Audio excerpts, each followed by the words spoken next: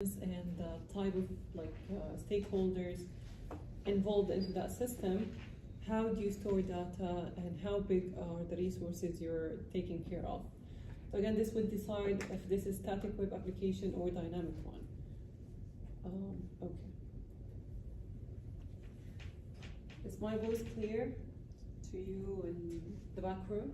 You can hear me well? Okay, the mic is not working. Sorry for that. I think, really?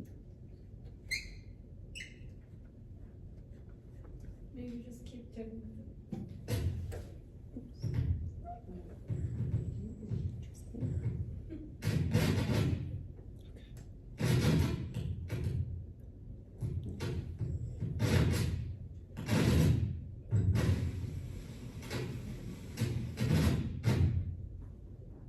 Hello?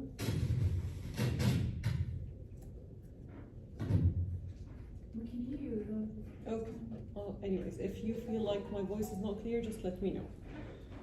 And we jumped also to discuss cloud-based applications. We discussed 3 different types: the software as a service, the platform as a service, and also the infrastructure as a service. So if I'm thinking, let's say, of, let's assume we're dealing with Outlook, okay? And Outlook is simply allowing you the feature of booking, let's say, meetings. And whenever it is time, usually you receive these notifications telling you, okay, your meeting is starting in 15 minutes. How is that happening? So your application is actually contacting another application, which is Calendar, right? So you can think of Calendar now as another software as a service, right? And this helps pushing notifications back to your system. Same for Snapchat that we discussed last time. It uses the feature of GPS for Google Maps, exactly. So these are all softwares entirely working standalone, but also they can be part of another software infrastructure. We also discussed the infrastructure as a service, assuming like you're running your application and you need a physical data center. So when you start, let's say, setting up your business, and let's assume you're still a student, you will not actually start having a physical data center, right? You know what is a physical data center? So again, it's a huge space that you need to have. Let's say you need to purchase tools like servers, cooling systems. You need to maintain lots of things. You need to make sure that there are good management, good security, and so on. So for you to have this space available and keep all the services that you have up and running without any shutdowns, and it has to be replicated possibly somewhere else, this is overcost. That's why people can start using a whole infrastructure to start dealing with their own applications. One nice example on this could be the way you host Windows over a virtual box. Have any of you tried it before? Like you run Macintosh and then the possibility of having Windows on your own machines? No? Okay, then I think you will try this in operating system course. 3rd year it is. Anyway, so we agreed this is simply using, building, and then hosting, right? That's how we can categorize these 3. And we also gave some relevant example to each of these layers. So in general, we can look into the cloud infrastructure as an application that you can partially use as online or offline, depending on the service you're requesting. But in general, it keeps track of management of storage and security as you need. Now, comparing both, we can categorize this in main points. So how the internet actually works, how the security works, how the technology utilized, how the cost is working, availability, how's the storage, and so on. So when dealing with cloud applications, we can either work with them offline or online, while with web, it needs to be connected to internet resource all the time.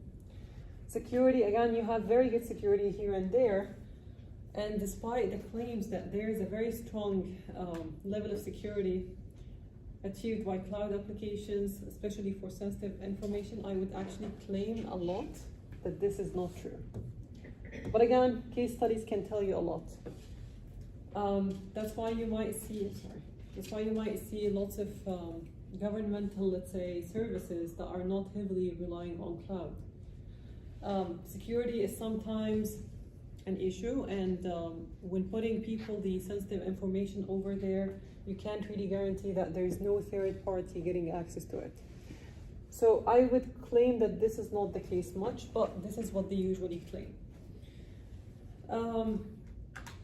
Technology, of course, here we will need a back end, and many JavaScript frameworks can be involved.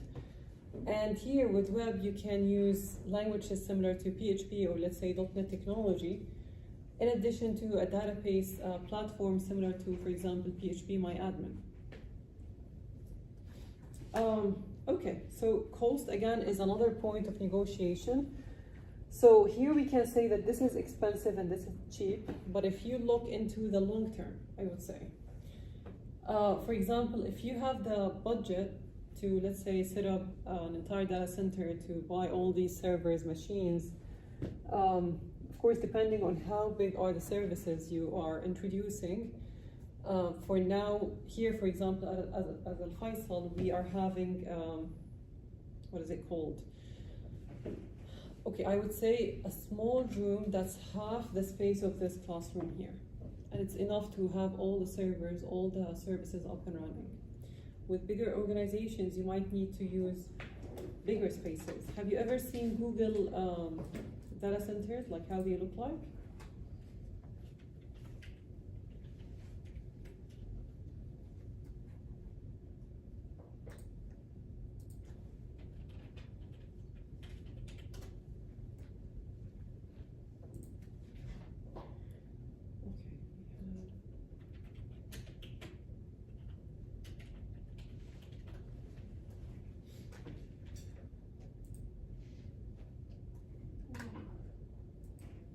So this is just a single location for Google.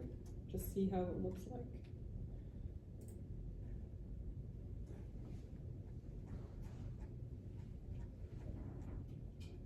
See this? So this is how it looks like. And if you might notice, it's close by a water source, and this is used mostly for cooling. So from inside, of course, you can see things similar to these machines. We call them servers, and hopefully I'll arrange a tour for you to see it also at Al Faisal. So yeah, that's all you will see. Servers, and these servers contain lots of racks, and these racks has lots of cables to connect services you want, to disconnect, to add members, to block access, to maintain. The whole management could be provided with these infrastructures. But again, this might seem to be very costly to start with if you're running just a very small business, right? So again, it depends on your own budget. But the first time you purchase this, it's gonna be a lot of cost. And then afterwards, it's gonna be only the cost of maintaining them up and running, right? So compared to, it's gonna be cheaper because you pay it once and then you maintain, right? The other one, when we talk about cloud-based, so this will actually require from you, for example, a monthly subscription, or let's say annual, right? It depends on how many licenses you want to provide, how many users you want to support, what are the services you want to provide, let's say, for security. So every time you request a new service, this will add a lot to your cost. And imagine that this is happening on long term. So this might end up being more expensive. All right, so availability, of course, since we're buying for a service, this is high up and running 24/7. And if even anything happened internally, you will see that other servers, let's say, or other data centers located somewhere else will take the lead and operate. Have you heard about the data replication idea, or let's say backups? Have you heard of backups? You do backups on your own local machines, let's agree, right? Why do you do backups? Sometimes you copy the same file like 2 or 3 times and just scatter them on different machines. Why is that? You don't lose it, right? So what if your laptop went over, let's say, any issue, right? You will lose the entire file. Yeah, so that's why we do place them, and it's safer usually to say that we place them somewhere else. Okay, so here you will see an organization, for example, having a data center operating here in Saudi, but also you might see that they have another data center located, let's say, in US. And they do actually account for too many aspects, one of which could be the weather crisis, the war crisis, right? So keeping this in mind, and even with security breaches nowadays, if an attack happened, let's say on a data center, you can switch it off entirely and operate other data center from another location. The nice thing about these cloud applications is you can decide where to operate from. So that's why they are up and running 24/7. You don't actually end up with the situation of having the service down. While here, it might go over some aspects as we explained, due to cooling measures, or let's say a breach, security, and so on. So here, storage goes over replicated centers, as we explained. So you don't have things in one place. No, it is actually scattered on multiple servers. These servers can work in parallel to speed up your work, or simply alternate based on which one is active, which one is shut down. While here, if you are investing in a data center, then you're just ending up with whatever machines you are buying, right? So the chance for you to switch back and forth between active data centers will be minimal. Okay. So we can say, why do we need cloud services?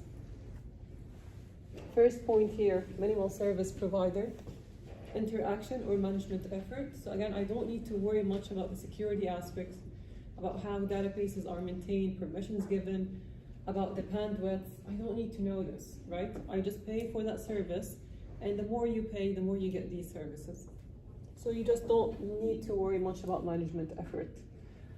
Of course, providing large computing capabilities, whether online or offline, and that's something we already explained, that cloud applications could work either in online mode or offline mode. Access to information from any device, any place in the world. Again, this is there. And it offers for you fast access to important applications through cloud servers. So again, OneDrive, for example, is one nice application for cloud apps. You can put your files there and access them anywhere in the world, right? So you just need to use your own account and a device. It doesn't matter. You can use your phone, you can use your laptop, and so on. So it is fast in terms of accessibility, and also it does actually provide this over long distance and various devices type. Of course, the availability here is a key measure. So talking about keeping the service up and running is a very important factor, especially later when you start talking about SRS or requirement space. And we have serving to multiple consumers with virtual or physical needs. Virtual is similar to the example we mentioned of operating system. So you're running, let's say, Macintosh on your machine. You don't need to only have it. You can still run Linux or, let's say, Windows on top of that layer. But this one is hosted on your device. We call this virtual hosting. While you can still have another physical device that runs only Windows, right? So these are the two differences. Okay. So now looking at these application types existing nowadays, we're not only talking about basic processing and transactions. We're talking about advanced computation, and this can involve lots of AI aspects. For example, what are these applications that you use on daily basis other than ChatGPT that require the use of AI? Where do you see AI? Instagram has AI. Instagram? Where? In which feature? When you're trying to search for something, Nice. it basically has AI ability for Very you good. to provide you some things. I forgot what it was, but this is a particular service that helps you. Excellent, excellent. Meta Google's AI. Gemini. Yeah. Google's Gemini. Google Gemini, yes. TikTok, where? Some videos now are with AI. Very nice. By So, using CapCut. Use CapCut. very good, okay. Yes. Instead, if you want to remove something from your photo, you can use it. Nice, nice, very good. Excellent. Yes, Tipsy. excellent. GitHub. GitHub, well done. Okay, so you will see lots of applications actually utilizing AI differently, some of which will depend on interaction with the user, like you have to input your own query, it has to be analyzed, and then a response will be generated, let's say, through LLM. Or you will see things that are more interactive, let's say when it comes to multimedia, like images, videos, and the way they are enhanced and modified. So in general, we can talk about AI for an entire age, but we can summarize this briefly into a few points that are interesting to know. For example, we can classify this big umbrella of AI into one sector of machine learning, another one that's called NLP, or natural language processing. We have deep learning and other stuff. Who can tell me what's machine learning? Yes? Binary numbers. Okay. Okay, machine learning, not machine language. Okay. Yes? Is it the one that the machine reads and adapts using? Nice. Yes? I was going to say simulating human thought patterns or language. Excellent, very good.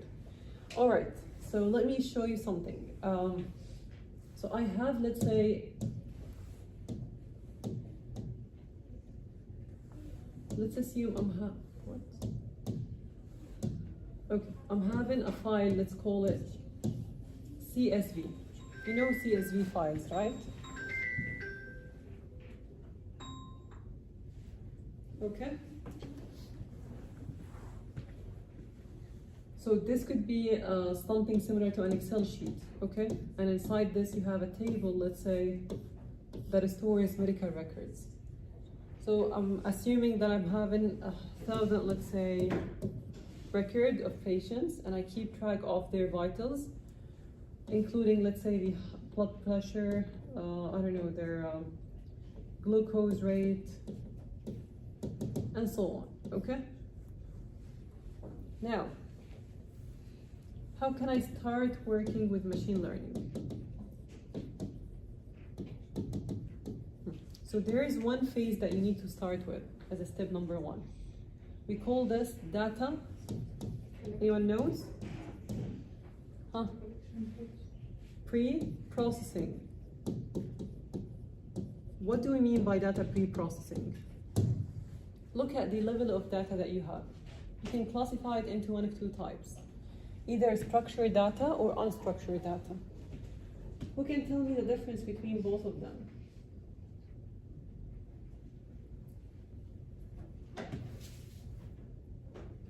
Okay.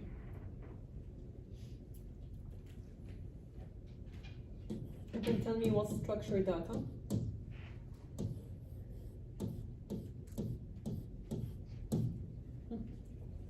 I'm just speculating, but that has already been organized. Nice, very good. Data that you can see patterns for, right? So we can say this is text. We can say this is number, right? So we can look into it as tables of rows and columns, and these tables are simply storing raw data that can be manipulated further, okay? When we think of unstructured data, what comes to your mind? Unorganized. Scattered. What do you mean? What do you mean scattered, not organized? What do you mean? Numbers that are all over the place and not cohesive. Nice. So things that are hard to keep track of their own patterns? Like what? But let me give you some examples, okay? ECG, you know it? What's the ECG? Cartridge. Huh. Waves, right? Can you see a clear pattern for it? No. So that's why we call this unstructured data, and it differs from one person to another. Nice. Audio, how would you also look at audio signals? Again, this is unstructured. How would you stream a video? How would you be able to analyze these videos and give me a conclusion, let's say, afterwards?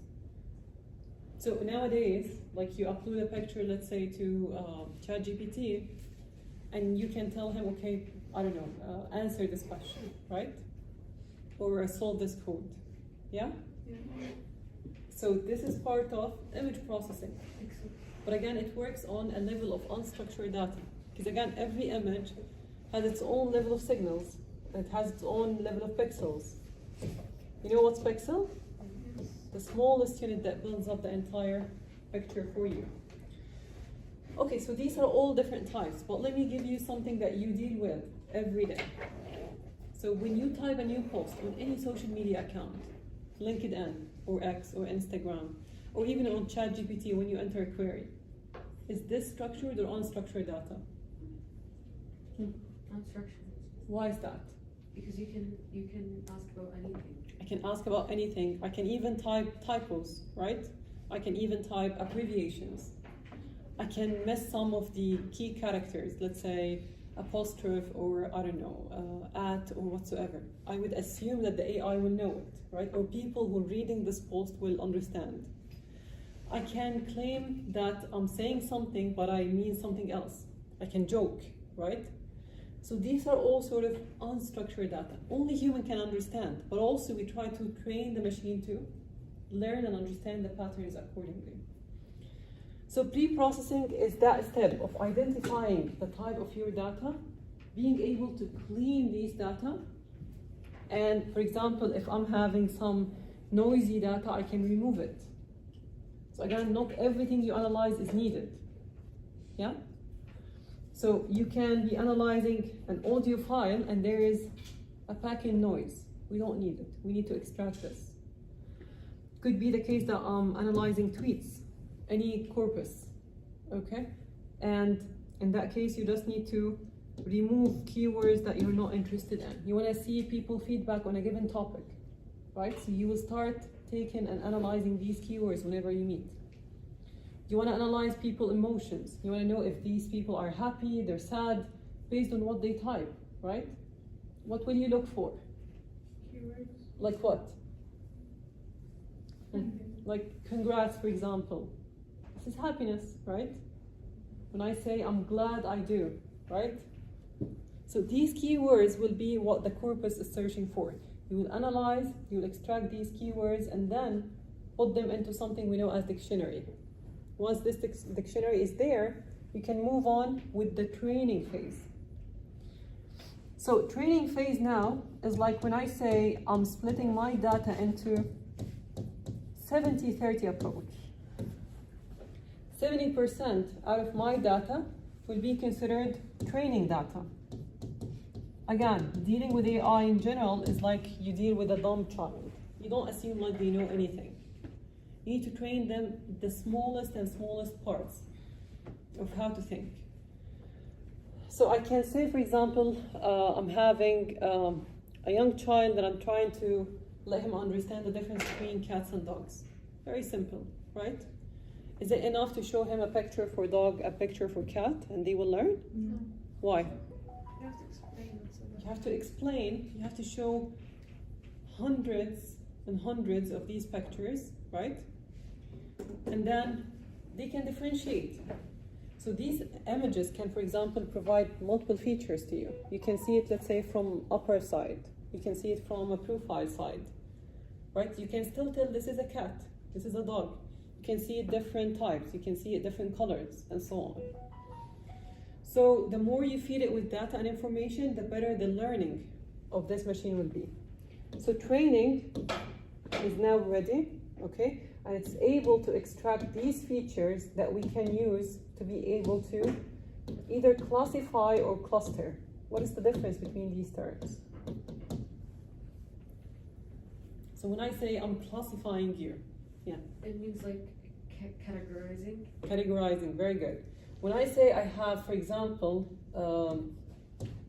A students, A minus students, B students, B plus student, and so on. These are categories, right? Based on grades, right?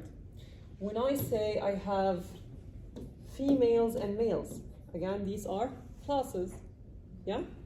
When I say I have first year, which are freshmen, I have sophomores, I have juniors, and I have seniors. These are all classes, so we call this classification. It has very clear rules, you just need to apply. But when I say I can't find something very common between people and I try to extract these features myself, Like for example, now I can see, I don't know, 20, 30 people here in that classroom. Okay? I can just ask you a random question. Who likes tea? Hands up. Okay, nice. Who likes coffee? Hands up. Who likes both tea and coffee? Nice. Did you see the difference? Now these we call them clusters. Okay? Being able to know the most of the information about these groups of people, or group of information, without you actually go through the classification phase. So you try to get people closest to the nearest group that they can fit in. Okay? So I can tell you, okay, people who like tea can work together. People who like coffee can work together, right? And so on. Now we can classify this as a simple process of 3 steps. We start with raw data. What comes after data? We said we will oh, I missed the big part, sorry, before this. So we said 70% goes here for training, yeah? So what comes after training? You have this child now, they're able to differentiate between dogs and cats. Huh, what's your next step? Huh? That's fine. Okay, you want to test their own ability of classification, right? So now, okay, you will now you know the difference. Now let's have a test, okay? And I will show him a new picture he wasn't trained on, yeah? But this could be either a cat or dog. And then he's able to give you one of 2 answers, either cat or dog. Depending on what you see here, you can say the answer is right or not. Okay, now imagine you repeat the same process 10 other times. So you show 10 different pictures. And he's able to capture 7 of them correctly and 3 wrong. Now this is what we call accuracy level. So how will the child or this AI model who's trained? Okay, so we call this testing case. And this could be the other 30%. Yeah? So 70% was used for training. The other 30% would be simply used for testing. Did we train this model well or not? Okay, is that concept clear? Yes. Okay, now we will do just a quick classification on it. So we start with raw data in general.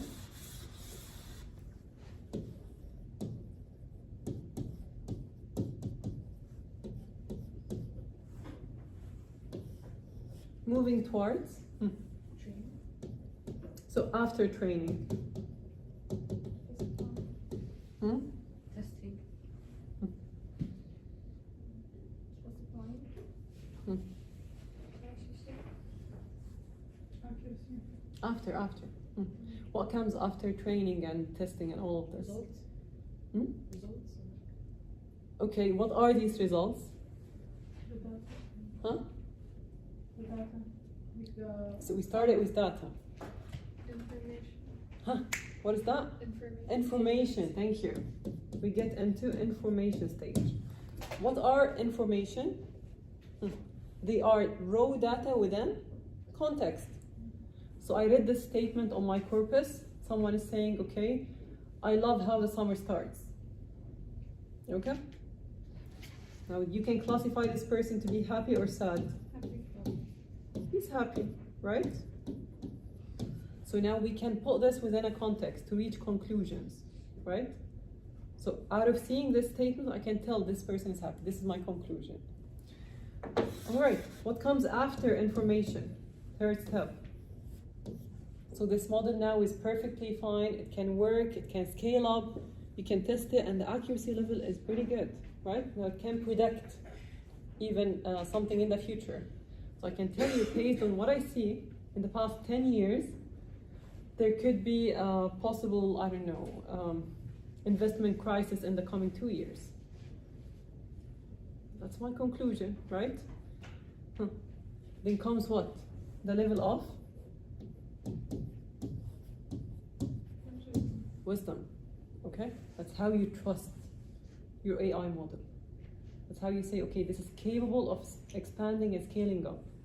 So raw data, information, and then wisdom.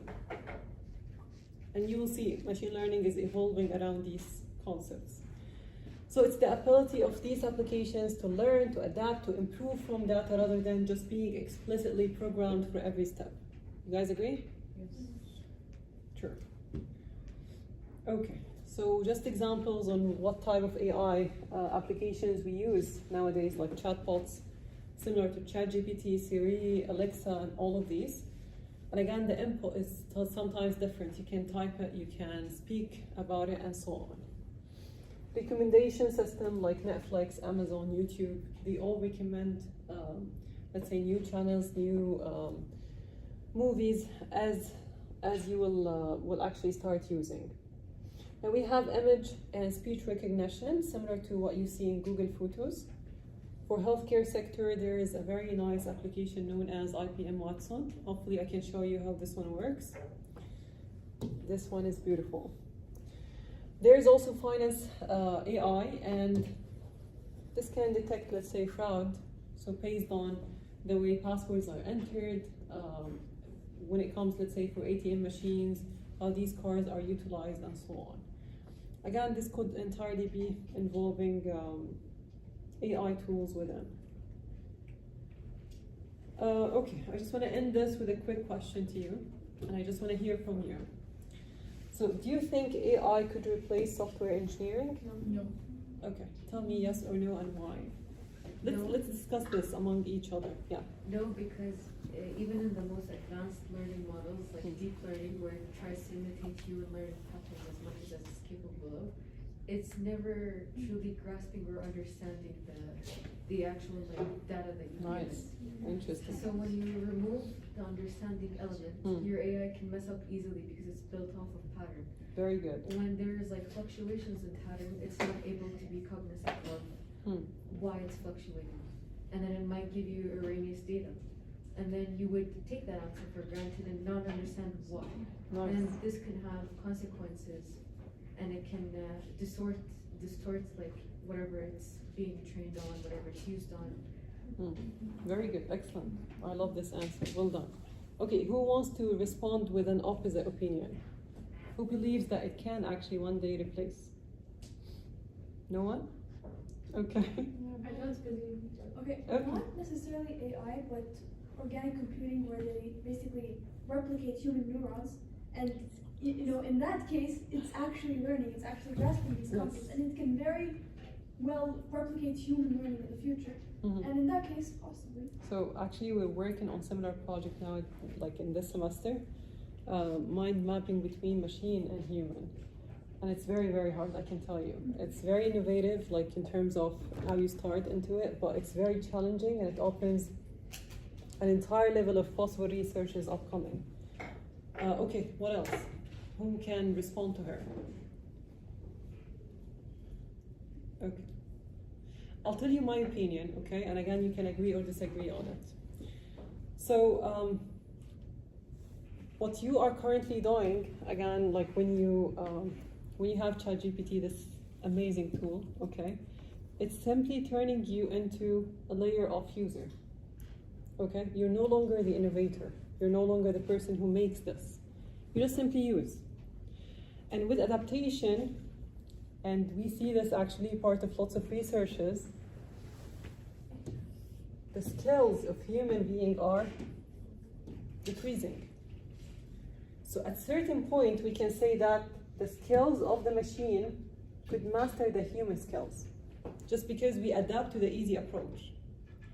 So this is not replacing if you're keeping yourself at a good pace of learning and innovating. And that's what you are requested to do, part of software engineering. You're requested to think, to apply, to build, to re-enhance, to refine, and so on. So if you keep yourself up to date with recent technologies, while at the same time you know the basics, and you have a very solid ground of programming and education, this can help you even enhance these AI tools over time. So again, you are the source. If you give up on your own task, AI will replace you. Okay? I will end it here. Thank you so much. We'll resume back in 10 minutes. Let's take it there. Okay.